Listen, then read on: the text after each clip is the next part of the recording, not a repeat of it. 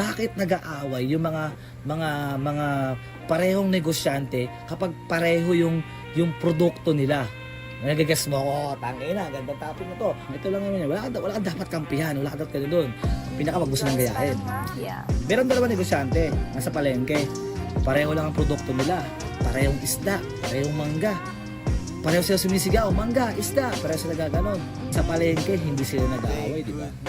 Hindi rin sila nagbabagsak ng presyo. Diskarte yan kung gaano kataas mo maibibenta yung produkto mo. Kapag merong parehong tao na parehong negosyante, merong parehong produkto, at yung isa nagagalit, alam mo pinaka-problema nila ay naiinggit siya o pareho sila nag-iinggit. Ano mo nakita ko? Pareho silang dalawang hindi nila alam paano nila ibibenta lalo yung produkto nila. Kasi kung talagang desidido porsigido kasi yung produkto, men, wala kang titingnan sa likod, wala kang titingnan sa harap. Basta ako, sisigaw pa rin ako ng isda, sisigaw pa rin ako ng mangga, sisigaw pa rin ako ng sarili kong produkto para pasahurin ko ang sakit sarili ko.